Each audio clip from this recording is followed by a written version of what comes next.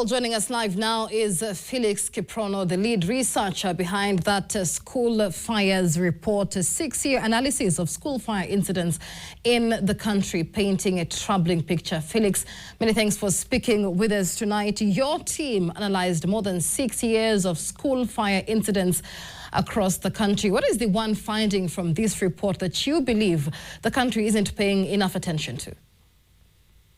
Well, obviously there are many so many insights that we got to see in our research, but I think the most shocking one is the fact that whenever school burns and there's a death that's reported, it's usually students usually die in their largest numbers. Our research shows very clear patterns around peaks a few weeks after school opening, happening in public secondary schools. But the most shocking, and dormitories obviously being the most banned part of the school at 78%, but the most shocking and something that we should pay more attention to is that students die in their largest numbers whenever a school fire happens and there's a death that's reported. I think that's what we need to really pay attention to and make sure that we don't get to, if there's anything that we ought to make sure, we need to make sure that it doesn't happen, is we should never ever be able to see our school burning, because we've seen the devastating effects of that. Right. And Felix, one of the most striking findings for me is that 90% of these school fire incidents are confirmed to be arson. Does this, in your view, mean that the school fires are less a safety issue and more a student unrest and student indiscipline issue?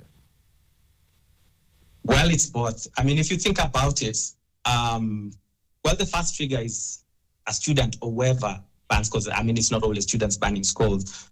The first trigger will be, the first action or the first step will be that banning of the school. But the response is actually what determines whether it becomes a full-scale tragedy or not. So both sides are important.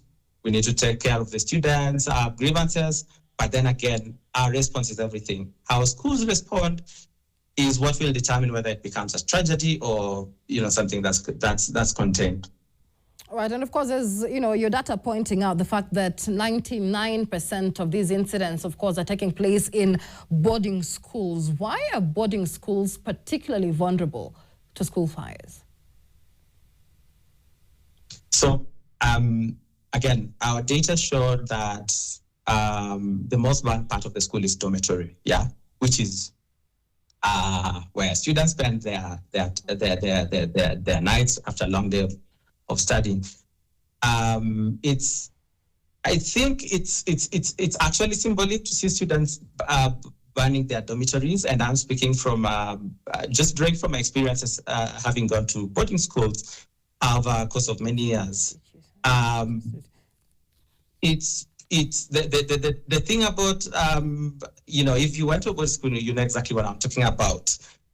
It's about time we talked about reforms in our dormitories and in our public schools, because some of them are not in the best condition. I know some schools that even up to now, students are sharing one bed, and how small that bed is. So there are issues around boarding schools that need to be looked into, because these issues recur year after year.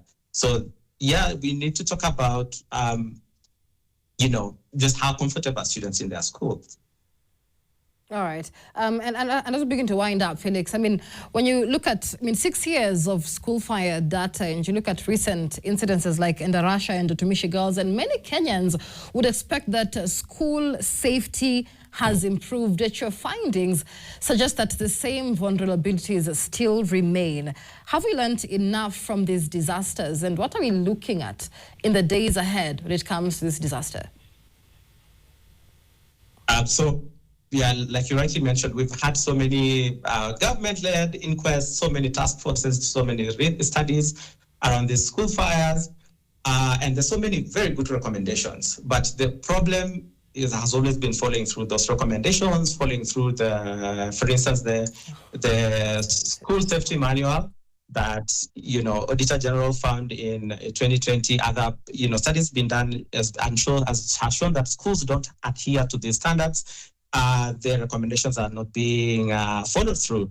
That's really where the problem is. We just need to follow through the recommendations and adhere to the standards set in place. And very, very finally, Felix, having studied these school fires over the last 6 years, what is the single most important intervention you say would prevent the next tragedy? So, like I said, we have very good recommendations. We really just need to follow through. There are good safety standards that have been set in place, but audit after audit shows that they are not being followed through. I mean, even if you look at the recent fires that we've seen in this in the last few weeks, there have been issues that have been identified on just affecting how institutions could have responded in a more effective way. So it's really following through the recommendations, and obviously looking into the students' grievances, given that 90% of these fires are caused by students. So there are clearly issues. If this has been happening over decades, there are clearly issues that need to be looked at to make students more comfortable in their schools. Many thanks. That is Felix Kiprono. He is the lead researcher in that school fires report by Odivo Dev. Many thanks for your time, Felix.